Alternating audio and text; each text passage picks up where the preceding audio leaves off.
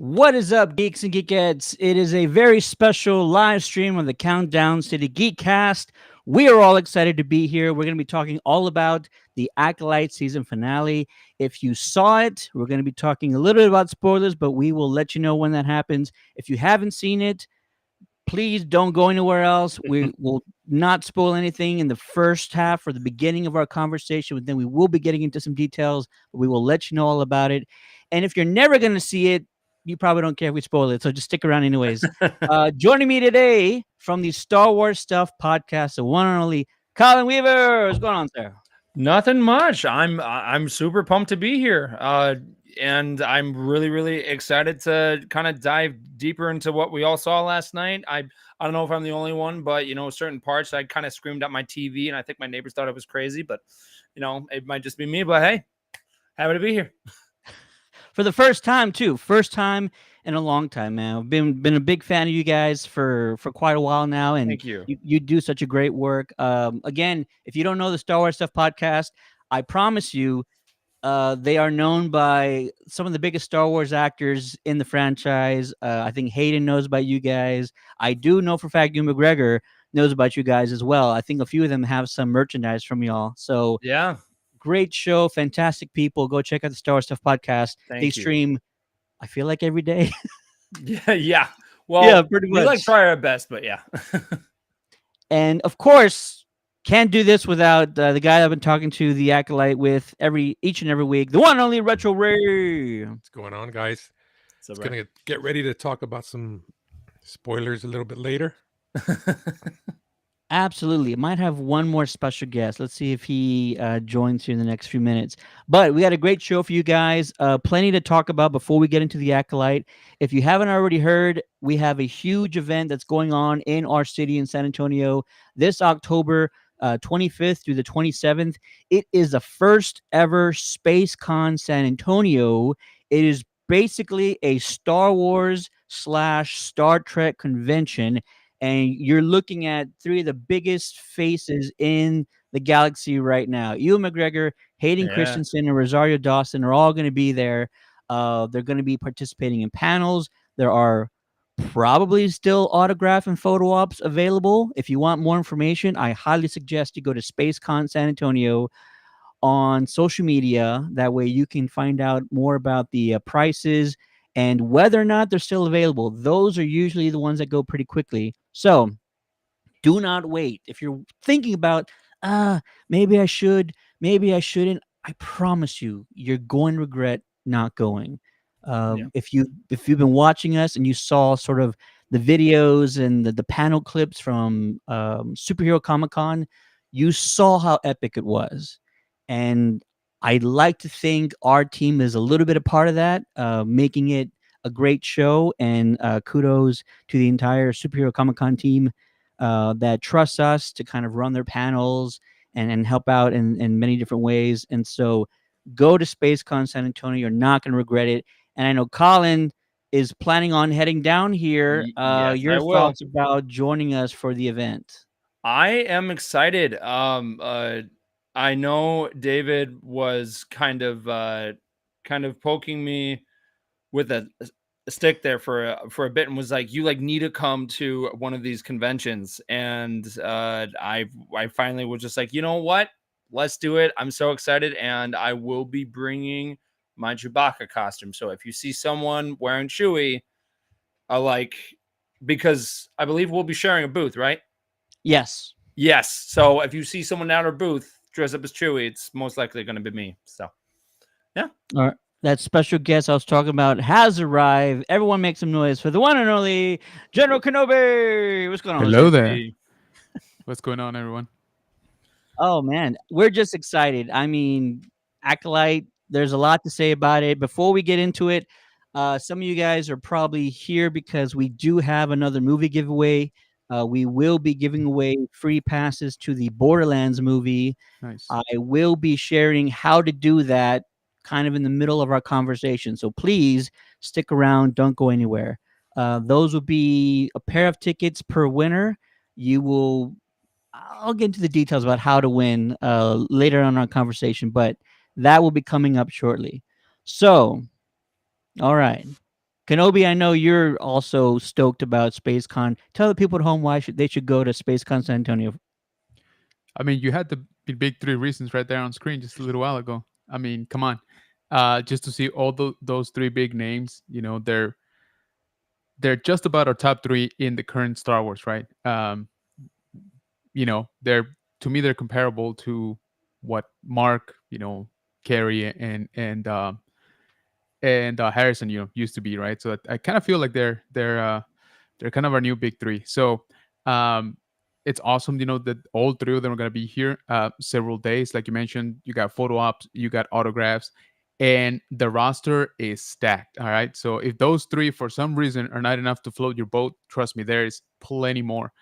And they really went with the star, on this one. There's Star Wars, there's Star Trek, there's Stargate, which I personally appreciate because Stargate doesn't get enough love, lately, or ever really. And man, like I said, the show and the cards are stacked on this one. So if you guys are any sort of like sci-fi, fans, odds are there's something for you at this convention. Star Wars, of course, I think takes the lead with those big three names, but there's also going to be, Katie Sackhoff, Ming Na Wen, Gina Carano. So I mean, just with Ahmed Best. exactly my Yeah. buddy Ahmed Best. So it's gonna be kind of nuts, right? And then again for Star Trek, and then for Stargate, he almost had, I guess, at one point all of SG1 right coming, and kind of sucks that didn't happen, but hey, it's still a great lineup. And again, I don't think SG gets enough love, so it's gonna be great. I'm hard pressed to think about a show here in Texas, right, that you know kind of compares to this again when it comes to these fandoms.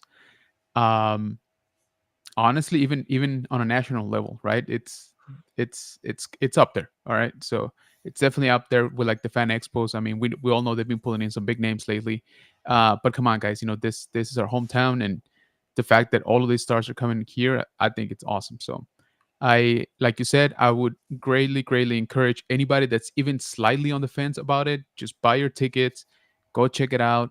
And trust me, once you're there, you're gonna want to get, an autograph, a picture, because there's gonna be just so many people that you've been wanting to meet, for a while. So I highly, highly encourage you to show up.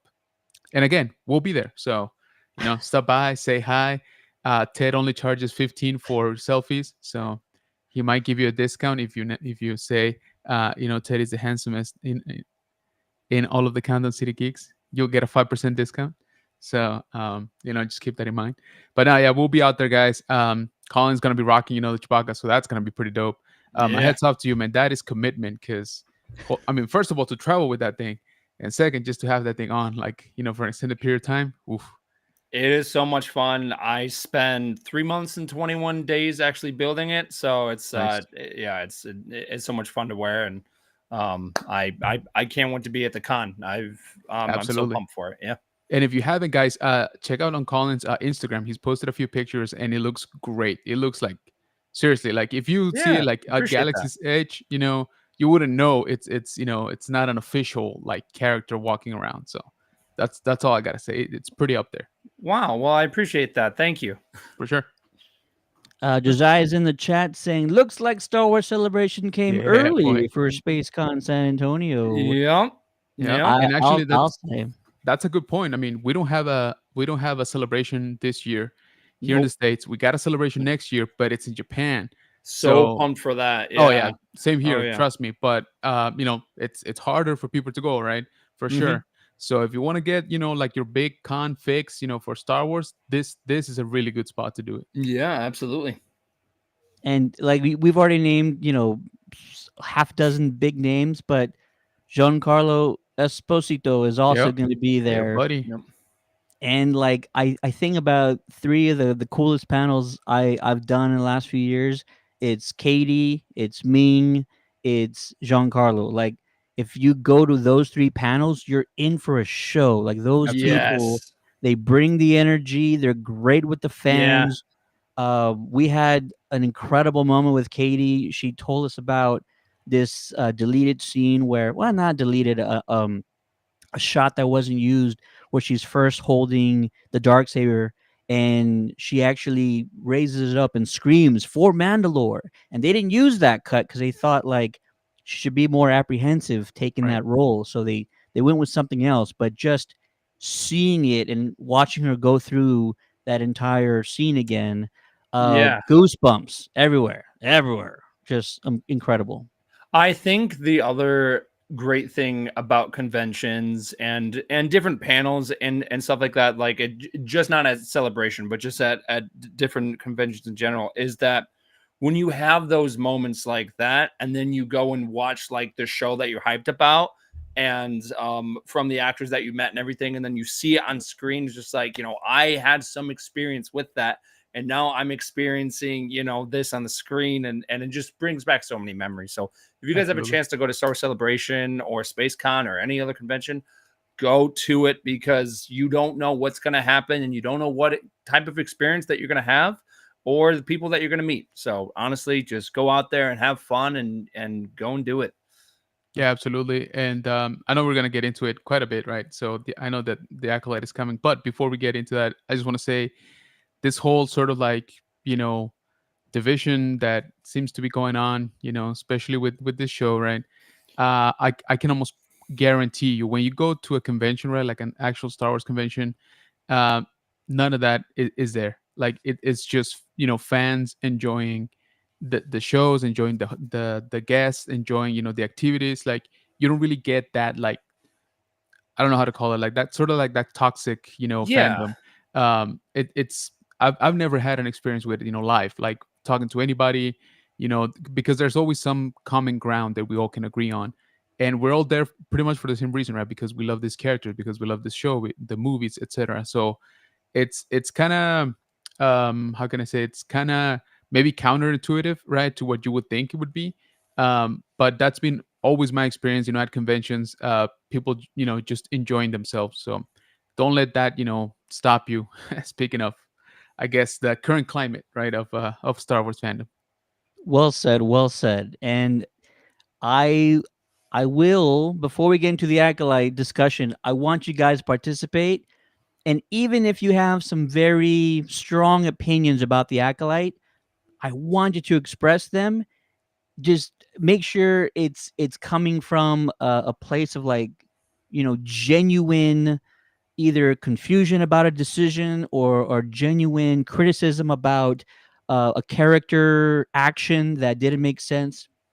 But no opinion is bad. We might not say it if it's like really out there, but I really want everybody to feel that their opinion is valid here.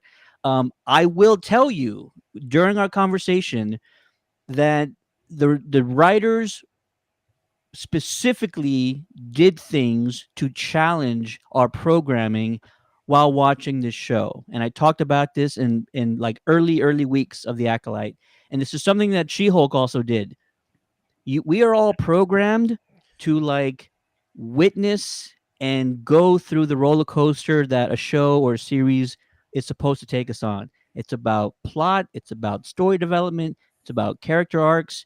And when a show challenges you by not doing the norm or doing the expected things, the formats, the components that every run of the mill, procedural TV series will go through, then you feel a certain way. The Acolyte did that intentionally.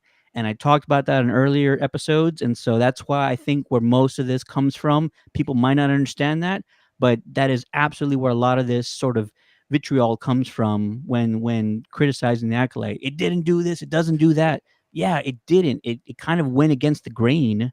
And it's a bold choice. And it only works if you can stick the landing, and I think we're going to talk about they got a lot of things right through our discussion. All right, let's talk about the Acolyte just right off the bat. No spoilers here, but I want to get your instant thoughts, just like your overall feeling. Were you satisfied after the finale ended? Does it leave you wanting more? And then we'll get into some spoiler stuff, and I'll make sure to announce all that before we get there. But Colin, gotta start with you, man. So it's the first time on the show. just general feelings right after the episode had concluded. Were you satisfied? Does it leave you wanting more? What do you feel like? I had a lot of I had a lot of different mixed feelings just because, and which will definitely go down that road in a bit of where we talk, what actually happened. But with everything that happened in the episode, I really felt that we we kind of got a misleading comment from the director, from Leslie, because if she said that this season was gonna leave on a satisfying note and not on a cliffhanger. And in a way, I think there were a lot of things that all kind of equaled to a cliffhanger where I was like, I'm satisfied maybe 0.5%, and then the rest of it 100% is like, I mean, like of the rest of that is just me sitting on the couch screaming at my TV, like, what is going on? This happened. Like, oh yeah, and then also I'm not sure if the audience is like, kind of knows my backstory, but I was a big fan of Kalnaka, and the way that they did my boy dirty really early on in the season. I was so mad. I was like, are you kidding me? You got Jonas coming back, and then you just do him like that, and then we finally get that amazing fight scene in the last episode, and I was like, that's great. But I really think that the show left it on me wanting more, because near the end, and I think most of us will agree, it felt more like we were getting into Phantom Menace territory, more of the prequel territory. And without spoiling it, like, it's just like it really leans towards that. And there's things that happen in there that are a very, very big deal. And people are just like, oh, like it just happened for a reason, but it happened like for a real reason. And we'll definitely talk about that in a bit. But I enjoyed it. There were some things that were different, and like you said earlier, like it definitely did challenge us as an audience, like because we're so used to different things. So overall, I enjoyed the show. I left wanting more. So yeah. That's instantly like one of the things I'm talking about, right? Like you give us Carrie Ann Moss, you give us a Mhm. Jedi Wookiee, and Yeah. like the thing that you do is you blow our minds, you flip us upside Yeah. down, and you kill them off. You kill Carrie Ann Moss in like the first 5 minutes, Yeah. and you're just like, what just happened? I know, but why did they have to do that to Kelnaka though? You had so many other options. Why? But It's a really bold, it's such a bold choice. You could have, it's easy to kind of tell the story chronologically. We could yeah, have just started at the beginning and gone all the way through, 16-year time jump in the middle yep, of the season. You know what I mean? Like told yeah, everything chronologically, and maybe people have an easier time with that, but it doesn't mess with your head the same way. And yeah. you kind of either go for a bold choice or not. Jose, your instant feelings after the finale ended, sir. Well, like you said, it definitely swing for the fences, right? This show, and I don't know. I think most of them were misses. There were some nice hits for sure. Uh, Overall, just talking about this episode, I'm kind of on the same boat. I didn't feel it was a satisfying wrapped up, type of thing. Um, I agree that it's maybe not 100% a cliffhanger either. Yeah, But you do get that feeling, right? Like you do get like, okay, well, the show just ended. We don't know if and when we'll get a second season. right. So if Yeah, if you just stop here, right? What did we actually answer, right? Or what did we actually walk away with, like at the yeah, end? And it's not much, right? It's not that much. Um, I will say this in general, since you were bringing up the Kelnaka's off camera, I guess oof, yeah, demise. Um, the thing that got me through this show is why do the writers, why do the directors, why do the actors have to like chime in every single week? Like, oh, we Mm, we we off them off camera because of budget constraints. I'm like, you're not helping. You're not helping the sentiment towards the episode. Like, we're already kind of ticked off that we didn't get to see what happened, and now you're no, telling me that on the biggest budget of a live action Disney Plus show for Star Wars, oh yeah, no, we had to cut the Wookiee because he was too expensive. I'm like, seriously, guys, like, I think the grand majority of us would say, you know what, give me half of the ships that came out on screen and get me, like a 10-minute choreography with a Wookiee Jedi. Like, come on. Yeah. So that's where I was actually, I was like, okay, they had reasons, right? That's fine. We'll move on. Maybe those reasons will come to light later. But then they'll explicitly tell me like why they did it. It's like, oh yeah, it was too expensive. I'm like, no, don't do that. Don't peel back the curtain that way. Like, I don't care about the budget, right? I care about the story. Right. Don't tell me that there's a plot hole because you ran out of money. Like, that's definitely not something I want to hear. Especially again on a show that it's kind of trying to find its own voice, its own, trying to stand on its own two legs.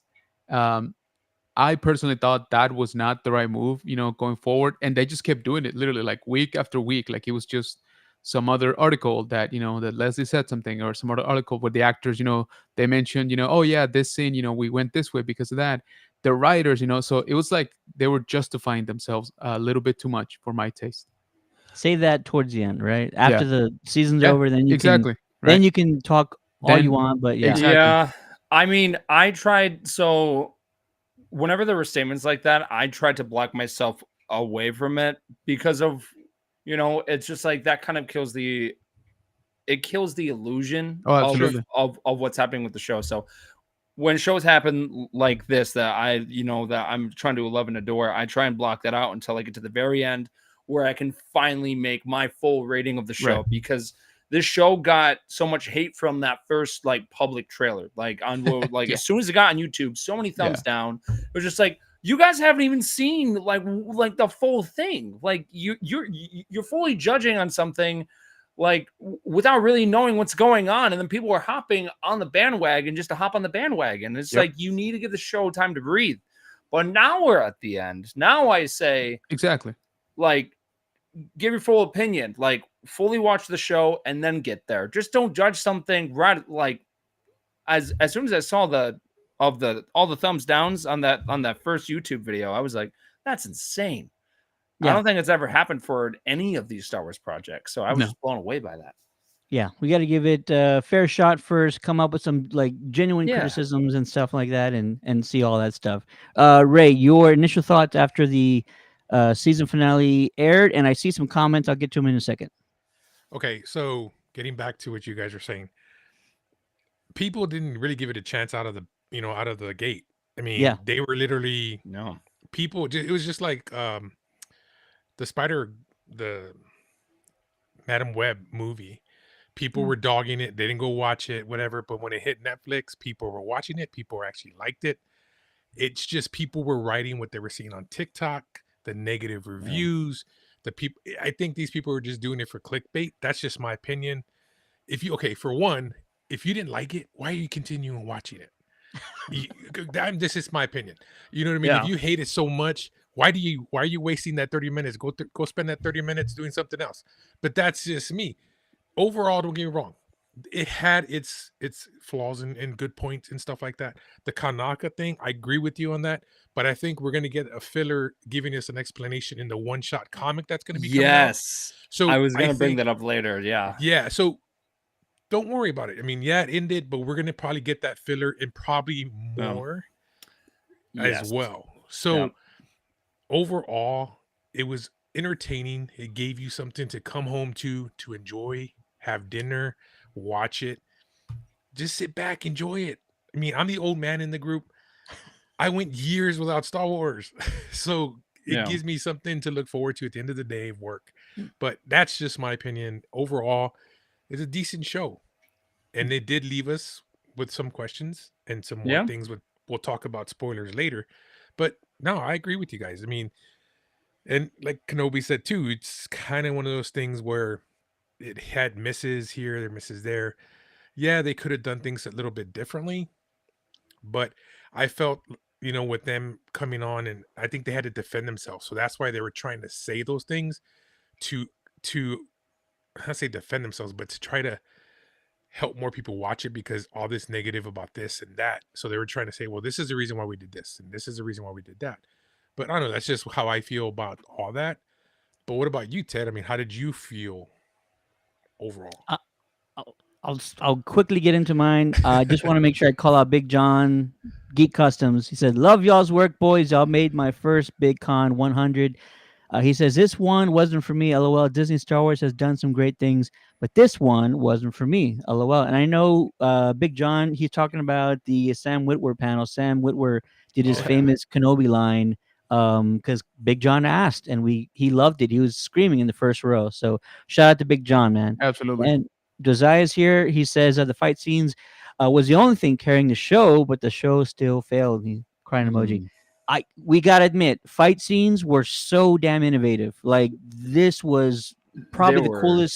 coolest fight scenes or the Yeah. coolest ideas probably since Yeah. Kylo Ren froze a blaster bolt midair. Like that was the last time Star Wars really blew my mind with any Yeah. kind of creative things, and the Yeah. fight scenes were pretty epic in this one. Yeah. I'll be quick about this. I will just say that this series really did challenge me because I saw things, I saw elements of storytelling that I'm like, wow, they missed an opportunity. They missed an opportunity. I said that 2 or 3 times in the first few weeks. I feel like I'm leaning towards satisfied, but I'm talking like 60-40. 60% satisfied, 40% probably not. And I only say that because like there's probably 7 or 8 threads that I really wanted them to conclude by the end of this first season, Yeah. and most of them, let's say, they were concluded. I want to say that the motivations of especially um, Oh shit. Yeah. Osha, I want to say the motivations weren't completely they didn't stick her motivations completely. They didn't stick the landing like 100% with me. I feel like it was almost there. I still needed maybe some more convincing about how they ended with her character by the end of this episode, and then we'll get into that kind of stuff. So I'm leaning towards mostly satisfied, not all the way.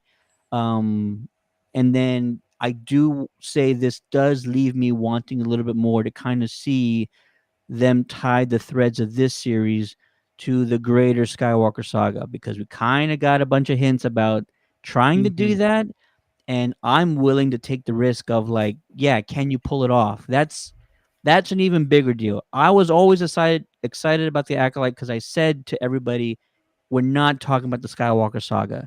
There's no rules. You can do whatever you want. You Yep. can have some creative freedom.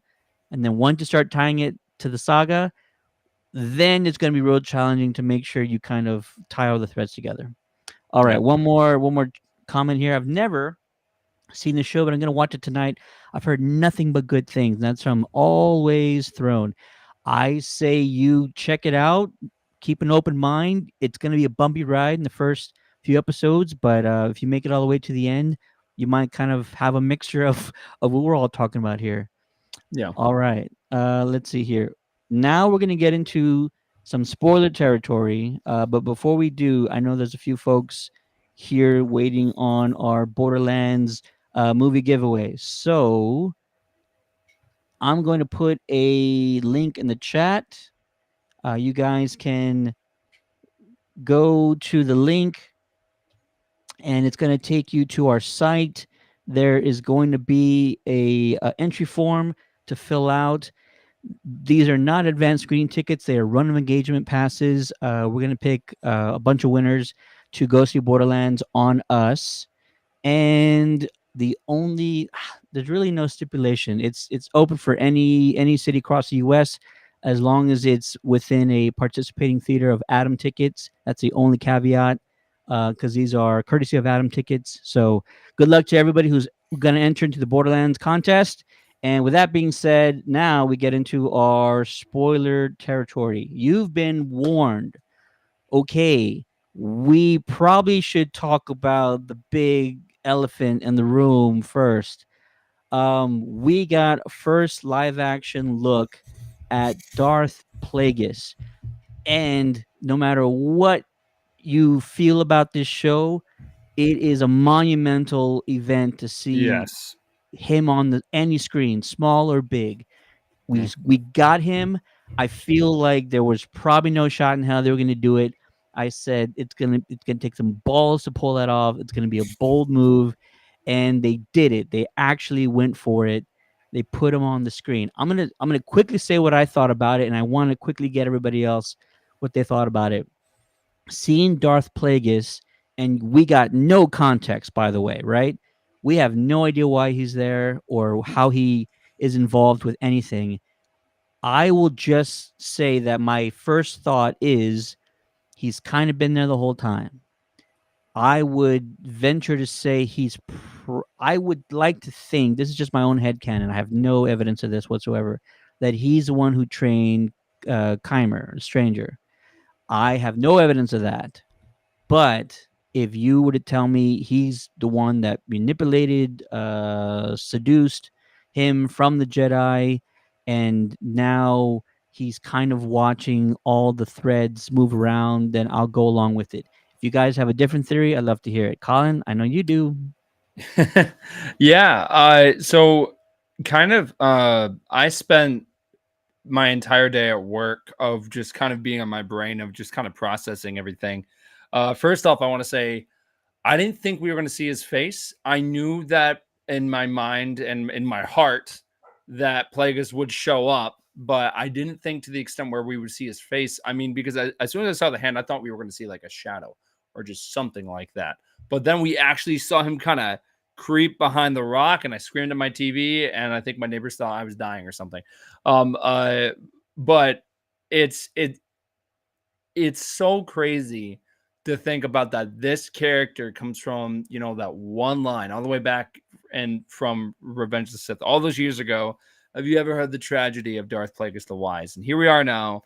But the other funny thing is that we actually haven't heard them say it's Darth Plagueis. Like, we know what he looks like, but we haven't heard it. And we were joking on our podcast last night of saying like, oh, it's just the same species and he's just retired and he's on the island, or it's like the stranger's accountant or something, like he's just there, like, of just hanging out. But no, it's just like, it's so cool that he's there.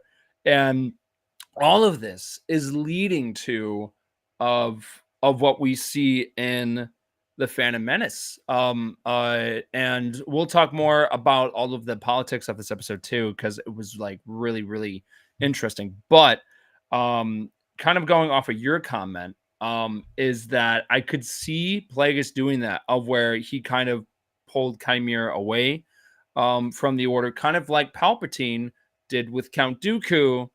And there's a line from George Lucas where it's like poetry, it rhymes, like it's like, so they are trying to go full circle, and I love that potential of that happening. And I know most of us want to learn more about Chimera, like, because he was a great dark side character, to where we're not used to of the way that he handled it. Because when most dark side users that we see, it's like, I've got the power of the dark side, and that's their whole personality.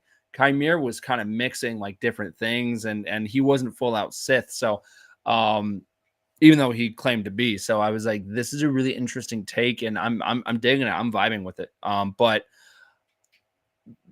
so I don't ramble on for 30 minutes, I'll wrap it up. But I think the perfect shot would have been, we have an end credit scene of where it is of where it's Osha and Chimera looking out, and then you just pan up to a cliff and you get the full view of Plague just standing there, just watching over them.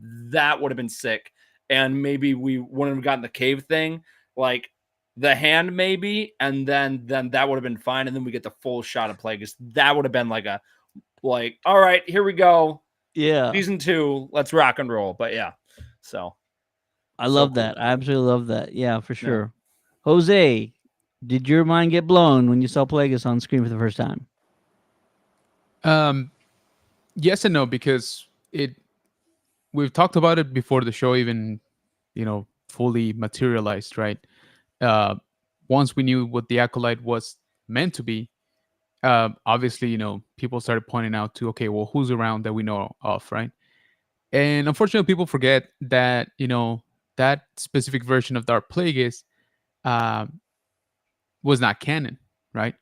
Yeah. That's just what we know of the book. The book is not canon, and Yeah. I think people forget that because the book came out so close to Disney's new era type of thing that they think it is, but it's actually not. Um, Again, the only in canon thing that we got is the line from Revenge of the Sith, right?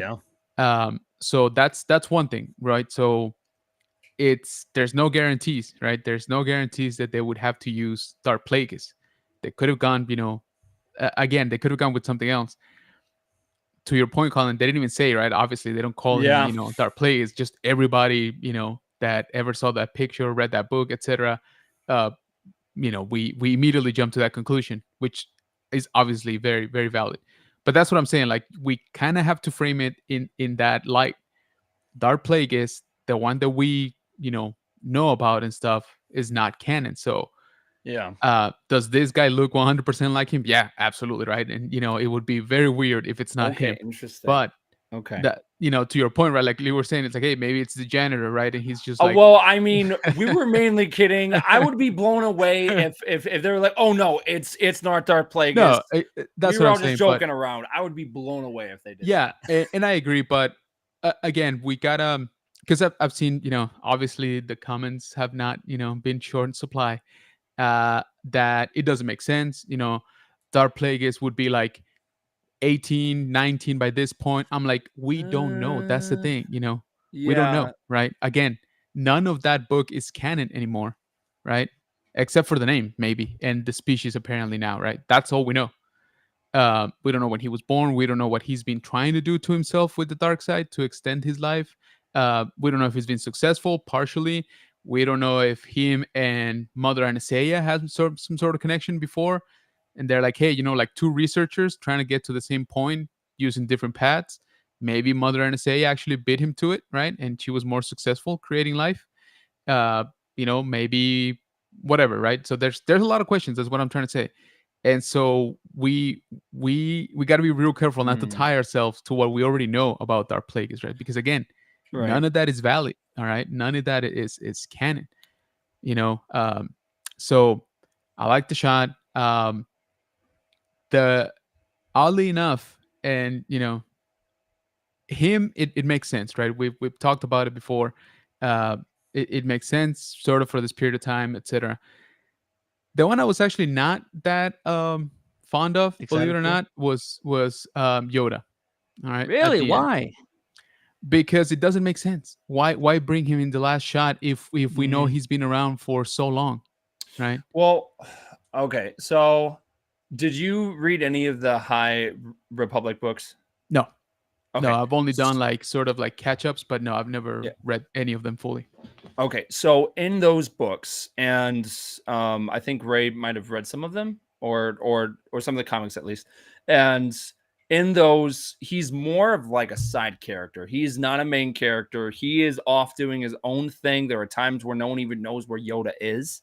But at this point, he's just kind of doing his own thing. And then when they need him, they call him. But he's not, as active as he is in the prequel era, and so on and so forth.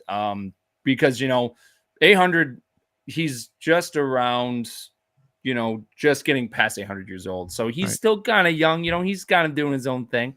But I will say, as soon as I saw the silhouette, I was like, that's the puppet from The Yeah, Last Jedi. that's what I thought That too. is 100% Yeah, the last puppet. I I think mean, somebody of already kind of matched it up, right? Not sure, but I think yeah, somebody already sort of like officially. Uh, yeah. but yeah, I think so too. Yeah. Yeah. So I I thought that was was cool. But to your point, we had the episode when all the Jedi's are sort of reviewing the footage, from May, and oh, she took down, a Jedi. How did she do it? Blah blah blah. And they're like, no, we can't involve like the High Council and stuff. If you just put in a line in there saying, Master Yoda is off on his own journey, we shouldn't bother him with trivial things. That's all I need, right? I'm like, okay, all right, he's off to his own adventures. We kind of knew he wasn't going to be prominent in the show, right? um and but that's what I'm saying, like, this one made it seem like he was just sitting there the whole time. So I don't know. I think a little bit, one or two lines here and there, just to sort of get it out of the way, right? Yeah. And I'm good, right? And then at the end, okay, now this has gotten big, right? With obviously all of the Jedi's getting taken out, uh Vernestra detecting that it's Khmer, uh with Soul dying. Um and Quotes. Oh. hey, Oh. hey, Okay. I'm just saying. So that's, okay, now it's got into that, threat level like Omega, right? It's like, okay, we got to bring in the big guns. Now I got to go bother Yoda, right? That makes sense. But that's what I'm saying. I don't know. I thought, it could have been handled better, I because everybody knows that he's around. I think seeing Yoda is intriguing because in episode 1, there's not supposed to be any Sith around. They haven't been around for millennia. Yeah. And Yoda's just sitting next to them. And if he gets told about all these events, now he's complicit in the cover up. If Yeah. that's what happens in our head canon, like after this season's over, like, oh yeah, there's stuff a brewing. There's actually like villains out here now. And that that's intriguing to me because we are seeing this whole season's Yeah. been about like can the Jedi be flawed? Hell yeah, they can.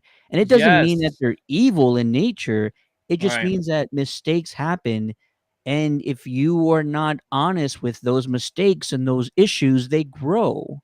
And that Yeah. happens in everyday life. I tell my son, like, lies just grow. Don't lie because they get worse over time. They get bigger Yep. over time. So I think having Yoda introduced at the end is intriguing. And how does it change things, or what are the implications Yeah. if there's a season 2, and how does it we already talked about like how it might tie to the saga. So Yeah. it's wild just now seeing him and what those ramifications will be after that. Ray, were you excited by either of those cameos or just not really feeling it? Okay, so like I told you, I'm the old guy in the group. So when I first saw the Emperor in Empire Strikes Back, we just see the shadow, the hood. Of course, at that time, you're a little kid. You don't know who that is. At that point, like now we know who the Empire, we know who he is. But at that point, as a young kid, you didn't know much about him.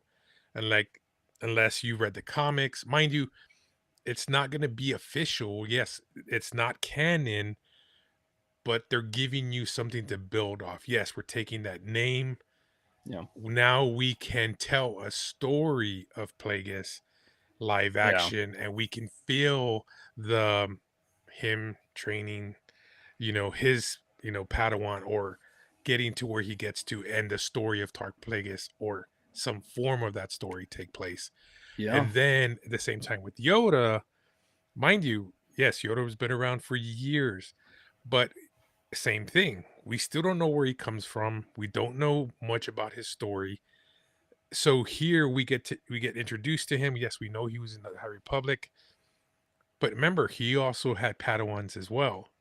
So to me, it makes me excited because I don't know about you guys, but wouldn't you want to see a live action Yoda training, Qui-Gon, and in that aspect, a young version, or it kind of opens Yeah.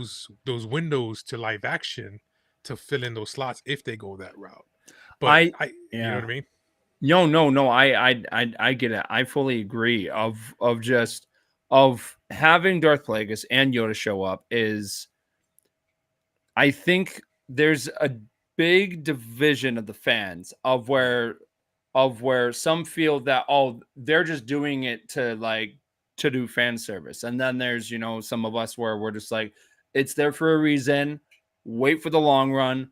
Let's see where it goes. And something I will say is that not everyone likes change, and and the big thing that this show has done is that it has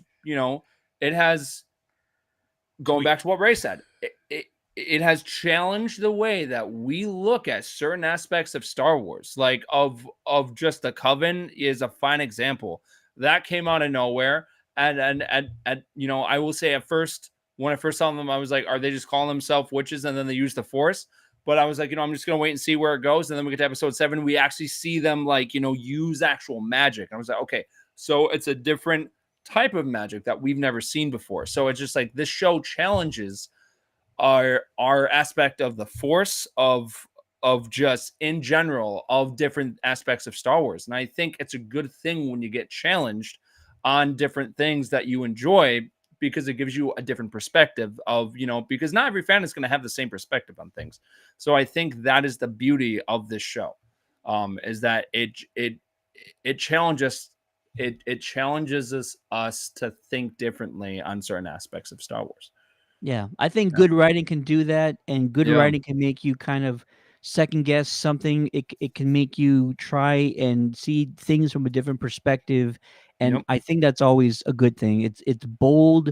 It whether Yeah. it works or not, or whether it's popular or success is up for debate. But nobody can deny it is a bold writing decision to kind of do all of these things that make us try and challenge the way we see Star Wars lore and how it Yeah. might change things. I want to ask because I will say our main character Osha, Yeah. um, she basically turns. I feel like the two sisters almost flip, and they're kind of trying to show us May in a brighter light, and they're trying to Yes. show Osha in a darker light. And I'm like, wait a minute, I'm not gonna give May a pass just yet. She killed like at least 3 Jedi. If you want to consider Torben her kill or not is Yeah. up to you guys. But like, no, she's still a She was an murderer. influence, but yeah. Yeah, absolutely. Yeah. And so Osha, I also don't 100%. I'm not 100% in agreement with her heel turn. I understand she feels betrayed or lied to. I don't still know if she would completely throw out all of her morals to join Chimere, who is a huge ass villain. Like he's Yeah. still a big ass villain. Like sure, if you think Saul lied to you your whole life, that's Yeah. one thing. But joining what is the dark side and throwing out every other thing that you've ever known or cared about, especially your sister, that Yeah. I'm not 100% on board with the heel turn. Your thoughts? So that moment of where she turns the blue kyber crystal into red, and I know there's going to be a lot of talk about, why hers didn't turn out like Kylo's, of where like his was all wavy and stuff. And I know Ray will probably talk about the comic of where we see Kylo, turn turn his into red, but um that moment was out of pure anger. She was so mad when she did that. She was so furious, and all the emotions turned that crystal into red. Now, when Kylo did it, it was not just anger, it was confusion as well, because he didn't know really, of what he was truly feeling. I think Osha knew exactly what she was feeling in that moment. And that's why we got that scene that we did, which by the way was awesome. And that's the first time we ever saw that in live action. And I Yeah, love for that. sure. Um, but I think that moment was out of pure anger. And that's why I think the scene worked, because I don't think she was confused. I think she knew exactly how she was feeling. But that's just me. Jose? No, I agree. I I'm with Ted. I wasn't, or I'm still not completely on board with sort of like the flip flop. I wasn't on board when May did it. As soon as she found out that Osha is alive, she's like, "All right, well, I'm done with you. Bye." I was like, in theory, you've been with this dude what? Maybe not the whole 16 years, right? But a good chunk of those 16 years, you've been training with Right. him. It's been your driving force, your purpose, your mentor, your guide, all of that stuff. Um, and to just sort of throw it all away like that, I had half hope that they were actually sort of misleading us, right? That she was playing him, right? Be like, "Oh, what would you do, right, if I turn on you right now? So I'm gonna tell you all these things, like, oh, I'm gonna turn him in, I'm quitting, all this stuff, just to see like your reaction, like what is your loyalty as a master to me, right?" I had hoped that that's kind of what she was doing, right? Like testing him. It wasn't, she just flat out like dropped out, that I wasn't cool with.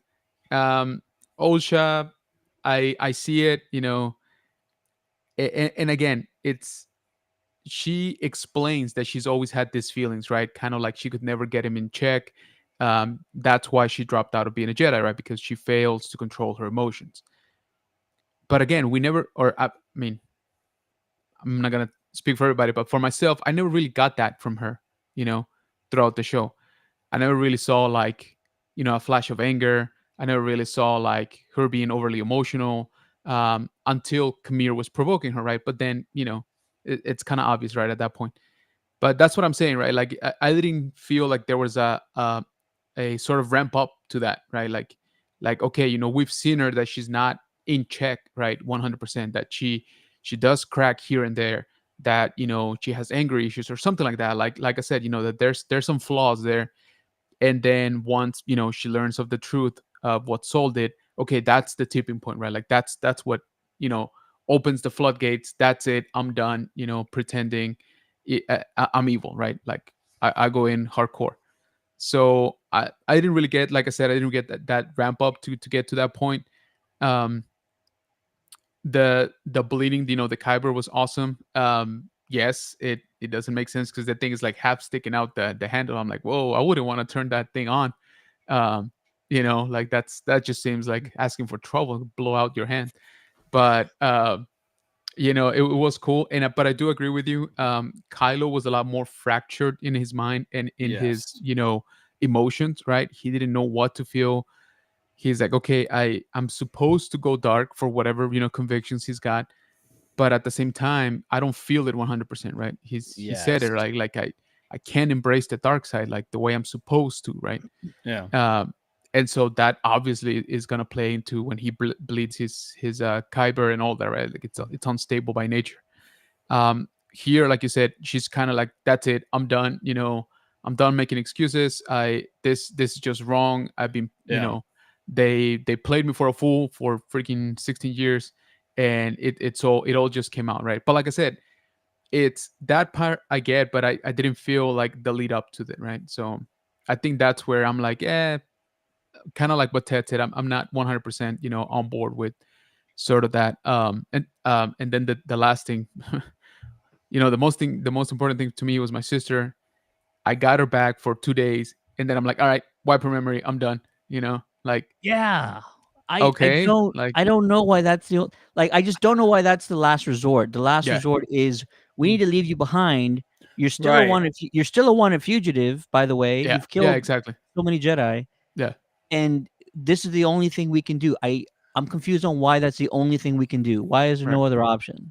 I thought the moment when they were hugging, because of it was one of my predictions, which did not come true, but it was going to be Osha killing May, and I mm-hmm. thought that I thought so in the too. moment that maybe she was going to force grab like the lightsaber from Chimera and Yeah, then like stab her, or when Chimera was standing there, that like he would have like force choked her or like kind of snapped her neck or something, just because. And this is something that David has brought up almost every week, which is, well, we're at the end. They don't have to use the same actor twice anymore. If they go on to the next season, they can just use the same actress as one character. So it's going to be interesting if this second season is greenlit, if they'll have the two, in the same right. scene again. But yeah. No, I agree. That would have been so much better. Like, because even Kamir says it. He says, I can attempt to erase Yeah. her memory, right? So I was like, okay. He said attempt, right? So I was like, what if he tries? He's like, you know what? I can't. Or I thought I could do it. I can't get it right. She still remembers some stuff. I don't know how much and stuff. Yeah. Yeah.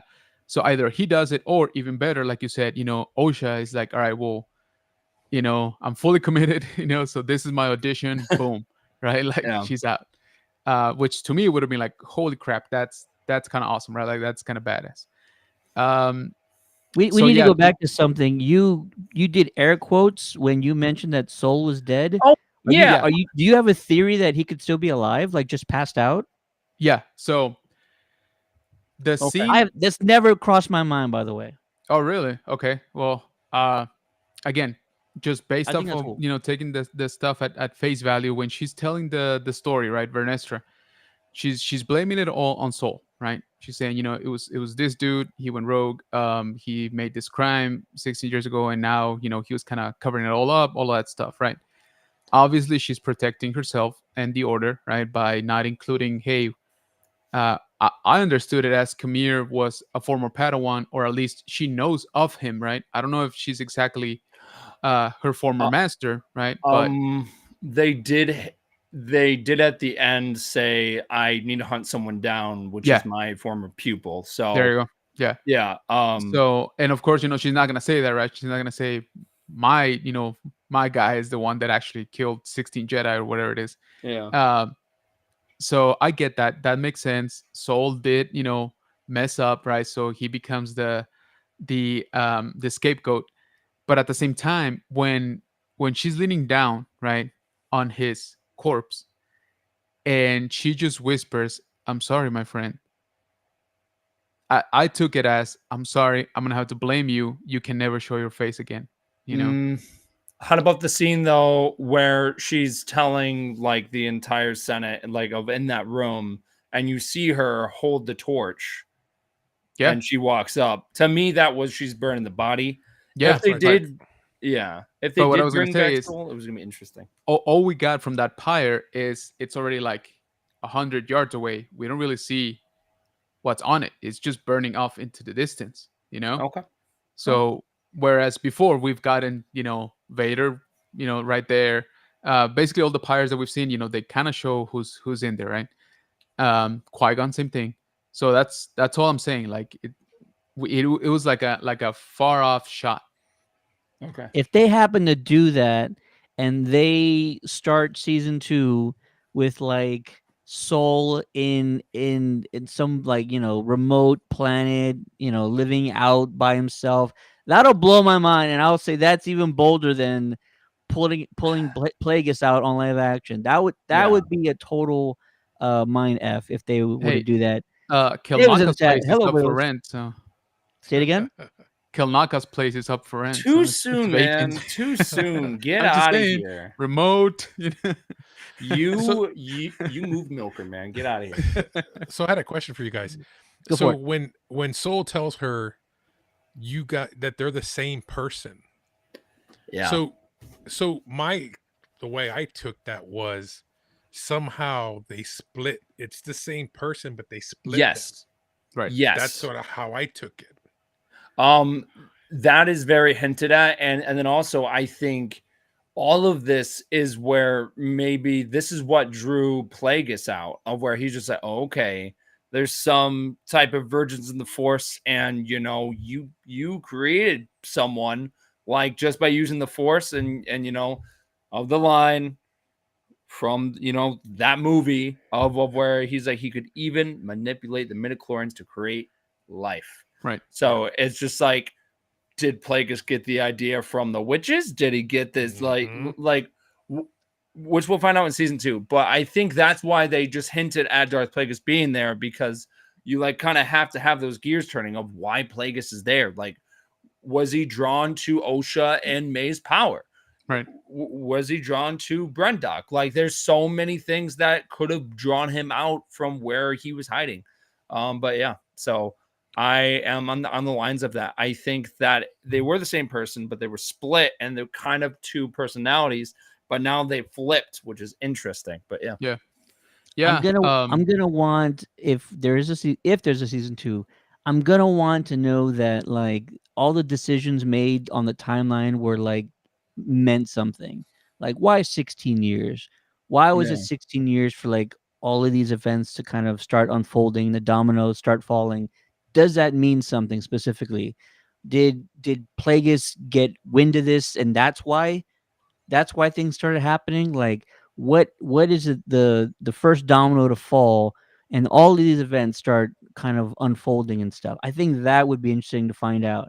It's not a question I need answered, but I still want to know more about these twins. Yes, they're one person separated, or they're just a duplicate creation of the Force. I mean, I yeah, don't think they're splitting an atom. I don't think they're taking a person, a girl, and splitting her at birth.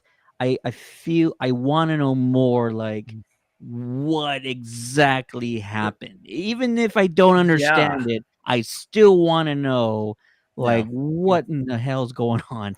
I Star Wars science is weird, man. Just I believe it. I believe it. you like can't put logic into Star Wars, and I tell people that all the time. Like you just can't. Like it's just like they are gonna do what they're gonna do. But because I know we are running out of time, I want to say this earlier, but Go for it. with the way that this show has been kind of received, mixed feelings. I'm low key, not worried, low key worried about the new James Mangold movie that he's doing, which is like the working title is Dawn of the Jedi. Well, that's Right. going to be like the birth of the Force and everything. I'm curious of what the reception of that's going to be because there's going to be a lot of pressure because this is going to be like the birth of everything that is Star Wars and why Star Wars is Star Wars. So it's going to be really, really interesting to see that take of why everything is the way it is. So, which we don't have a release date on that, but man, So I it's got one more wild. question, guys. Go for Okay. it. So when she asks us, "How did you escape?" She follows May out the portal or the Yeah. tunnel, goes to the tree, but she never says who found her or who took her in. Right. No. So could it have been Dark Plagueis who took her in at that point and or helped her to get to the point where she was at? Not Because not not someone, Plagueis, because I think she would have hinted at somebody else eventually. But Yeah. I think May's completely in the dark about Plagueis, and I'm willing Mm. to. I'm not going to argue if anybody thinks that Plagueis has not even trained Chimera. If Mm. anybody thinks that, I won't even argue with them. I'll be like, Yeah. that's totally fine. There's someone on our podcast that was kind of saying that last night just because of Chimera wasn't showing signs of an actual Sith. Like I could just see Plague just coming out of the shadows, but one big indicator that he's not Sith is that a true Sith you know has that dark side, kind of more like I am the dark side, I am a Sith Lord. And Chimera was like, you can call me a Sith. And then he also didn't have like the eyes either. Yeah. Jar Jar Binks had the eyes. Just Exactly. saying. And Just saying. But no, I'm just kidding. Uh, but yeah, so no, again, there's so much mystery that, I think we did get some answers that we wanted, and then we got more questions, more than answers at the end of the show. So just like, okay, all right, season 2, let's go. Well, yeah. yeah. Jose, are you interested in season 2? I know I kind of asked this at the beginning of the show, but now if I'm giving you the choice, you get heads or tails, yes or no. Would you want to see a season 2? You're the person that decides. yeah. Right. This is all on you, man. Yeah. Um. I think so. I think there's still enough potential there to tell a good story. A lot of the characters are kind of out of the picture now, right? I mean, by the end, we're left with a lot fewer characters. So we could, we could potentially have almost, I don't know, half of a roster of new characters, right, for a season 2. Uh, Yes. And that excites me yeah, because of the High Republic. And also, Kalnaka's not the only Wookiee Jedi. exactly. We've got, In that, yeah, we have Buryaga, and Jonas, is still tall. yeah. I was gonna say Yeah. So I was like, come he's still on, man, young. bring him So, back. Let's yep, go. agreed. But yeah. So yeah, I think there's definitely things to still be had. Unfortunately, since now they gave us Dark Plagueis, and again we're all working on the assumption that that's him. All right. um and Yoda, right? People are gonna expect, okay, now I need some strong connective tissues, right?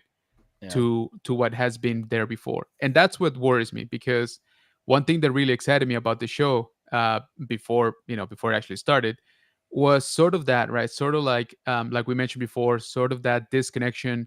There's no Skywalkers here, we'd have to worry about that. There's no Empire, right? No clones. No Obi-Wan, no Qui-Gon, none of that stuff.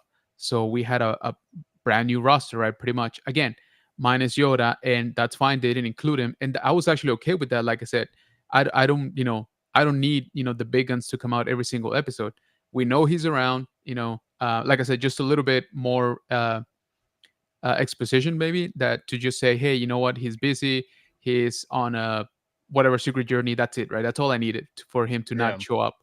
Um, but now again, Vernestra, right? Connected that. Plague is being there. I think a season 2 would be, how can I say it, weighed down maybe by the I see. Yeah. expectation that, hey, okay, now this has to fit in what we already know, right? Yeah. Yeah. In a way. So You're not that's, wrong. A little yeah, bit. Yeah. and that's, that's sort of a, of course we want to see, we want to know more. We want to know what Plagueis is doing there. We want to know Yep. what Yoda's going to do about it. But at the same time, if we don't think it matches up to what we've seen, right, in Phantom Menace and stuff like Yeah. that, it's just going to create more of Yeah. disgruntled fans, right? I guess. Season 2 needs to be darker, and we need to Agreed. dive deeper into the Sith. Yeah. Like Yeah. absolutely. Like Yeah. we need, them to go to the Sith homeworld, Oh, Korriban, totally. Morben, have some Sith holocron of where we see Darth Raven and Bane, and talk about Exactly. that and where Plagueis gets his influences. Yeah. We need to dive deeper into that, and the second season would be so much darker. Yeah. Just because we are getting towards the corruption of the Senate and Jedi becoming the pawns of the Senate, Right. and prequels, so on and so forth. But yeah. Yeah, because I remember the premise of this show was, it's from the dark side point of view, right? Yeah. And I don't know about y'all, but I didn't really get that too much. I got it more as the Jedi are just, Flawed. Yeah. messing up Right. and flawed. Yeah, exactly. Which we kind of already knew. We've seen him But just flawed. more. Yeah, exactly. We've seen him flawed Yeah. maybe in a different way. And here it's maybe more obvious since they're almost at their height of the power, right? I feel like this was like the origin more of their corruption. Exactly. Not, That's how I took the show, and then eventually this will lead into what we see in Tales of the Jedi, of where Right. Count Dooku is pointing out right in front of them of what the bad things are going on, exactly. and they're just And like, nobody, I don't yeah. care, I just want to be on the Jedi Council. Right. Mace Windu, I'm calling you out, but yeah, Yep. Yeah. Agreed. yeah. So Yeah, but like I said, so I was hoping a little bit more, when, for example, like when Kamir saying it's like, oh, kurtosis, check it out, it's very handy against lightsabers. It's a sensory deprivation thing because it allows me to focus more on the Force, like, like those little like, tidbits and like explanations of like why he's doing what he's doing. That's what I thought we were gonna see more, right, on the dark side of things. As to, hey, we've been hiding because we messed up 1,000 years ago, right? We almost got extinct because we were too greedy, like sort of like that, like you said, right? What are the influences, like what makes a Sith tick during this period, right? How can they show so much restraint when all of their power comes from emotion, right? And restraint as in not going out there and kill Jedi like this dude did, right? yeah. On a daily basis, right? When there's so many of them around. So that's what I kind of was hoping that we would see. Again, yes, there's still a possibility for a season 2, but like Colin said, we gotta dive like head first into it. Like it's gotta be all about the dark side. Bane, If Malik, Darth Jar Jar, let's go. Yeah, if exactly. we get a season 2, I would love to see the manipulation by Plagueis. If you love the prequel trilogy like I do, and you see the cohesion, the consistency of Palpatine's manipulation like throughout, he's not directly influencing people. He's doing it very subtly. He's moving the chess pieces. And if we see Plagueis sort of doing that first, like Right. that's where Palpatine kind of learned how to do things in the shadows, then that's even more fantastic, Yes. if you ask me. We're at the end of our stream. We gotta get going because I know there's another stream coming up. The last thing I'll kind of say about this is that I was always excited about the Acolyte for a lot of reasons, but mostly because of this guy, Lee Jung Jae, and he did not at any point in time disappoint me in this show. His No, he line was great. delivery, Agreed. his performance throughout, it was always top notch. He is one hell of an actor. I've seen multiple projects of his, and I feel like he's going to be massive for a long time coming. And I feel like this show, no matter what, cannot be called a failure just because you put that level of an actor into a Jedi robe and you handed him a lightsaber and he did some miraculous things with it. Side characters and everybody else not considering them. Lee Jung Jae was your lead in this show in this Yeah. series, and he absolutely delivered. And for that, they will absolutely get my kudos and my respect, especially Yeah. for all the bold choices they kind of made in their writing. This has been a great discussion. We might even continue it at a later date, but we got to get going. For you guys who missed the announcement earlier, we did have a Borderlands movie giveaway. Click the link earlier in the chat to kind of enter and find out how you can do that by visiting a website at www.countdowntothegeeks.com. Thanks to all of my guests. You guys are absolutely amazing. This was a lot of fun. And if you didn't hear earlier, SpaceCon San Antonio is Can't coming wait. this October. All the guys on this panel here are going to be there, and we are going to be just losing our minds every single day at that convention. Mhm. So if you want to join us, be sure to get more information by going to spaceconsa.com. Coming up next is another weekly episode of the Countdown City WrestleCast. They got a lot to talk about, so if you're into pro wrestling at all, be sure to check them out. For the Countdown to the Geeks, my name is Ted, aka Steady. Joining me on this Acolyte finale review is the one and only Colin Weaver. Thank you for having me. May the force be with you. We also got Thanks, Jose Rico. from General Kenobi's Bunker. Appreciate you guys, and yeah, it's been fun. Make sure to check out Star Wars Talk Podcast on pretty much all across social media and actual podcast platforms like Spotify, Apple Podcasts, all that good stuff. You know, our friend David is there as well, and that's where Colin, mostly resides in. So, and check out his Instagram again for his Wookiee costume. Oh, blanked out. Because it is legit, guys. Like I kid you not, you're not gonna want to miss it. If you're gonna go to SpaceCon, you see a legit Wookiee walking around. That's the man right there. Do you just want to follow me wherever I go and just kind of hype me up? Because I appreciate it. Thank you. Yeah, absolutely, man. And you did a great job. So, and it shows. Thank you. So, Thank you. And last but definitely not least, joining us once again, the one, the only Retro Ray. And guys, if you want more Kanaka, go to Dragons of Alamo Ranch, pre-order your copy so that it doesn't sell out when it comes out. Yeah. And you can get that filler, find out what happened in between before he dies. But yeah, this is the way. Absolutely. Have a great night, everybody. Thank you guys for joining us each and every week. We got a lot more stuff coming up, a lot more contests coming up. So be sure to like, subscribe, and we'll see you next time. Peace.